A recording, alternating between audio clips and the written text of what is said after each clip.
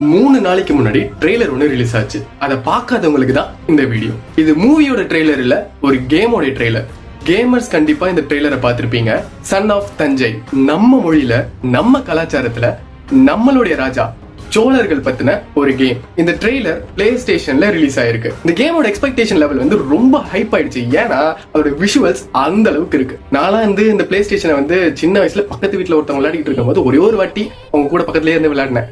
அவ்வளவுதான். இப்ப எதுக்காக இந்த வீடியோ போடுறேன்னா, நம்ம வந்து அந்த ட்ரெய்லரை பார்த்து சப்போர்ட் பண்ணணும். எந்த அளவுக்கு ரீச் அதிகமா இருக்கோ அந்த அளவுக்கு நம்மளுடைய லாங்குவேஜ்ல நம்மளுடைய இந்தியன் கேம்ஸ் நிறைய வந்துகிட்டே இருக்கும்.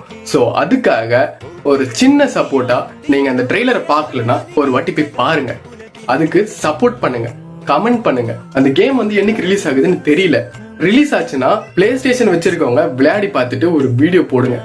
அதுல அது பார்த்து தெரிஞ்சுக்கிறோம். அண்ட் ஃபைனலி இந்த கேமை டெவலப் பண்ண ஐலட் ஸ்டுடியோஸ் இந்தியா, கரெக்டா ப்ரொனவுன்ஸ் பண்றான்னு தெரியல, உங்களுக்கும் இந்த ப்ராஜெக்ட் அப்ரூவ் பண்ண எல்லாருக்குமே ஒரு பிக் அப்ளாஸ். அனிமேஷன்ஸும் சரி, மியூசிக்கும் சரி பயங்கரமா இருக்கு. ஆனா எனக்கு ஒரே ஒரு டவுட்டை மட்டும் கொஞ்சம் கிளாரிஃபை பண்ணிட்டு போயிடுங்க. அந்த சோழரை பார்க்கும்போது மட்டும் எனக்கு சந்தீப் கிஷான் மாதிரி தெரியறாரு. எனக்கு மட்டும் தான் அப்படி தெரியறாரா? இந்த கேமோட எக்ஸ்பெக்டேஷன்ஸ் அண்ட் உங்களோட ஒப்பீனியன் என்னங்கிறத கமெண்ட்ல சொல்லிட்டு போங்க.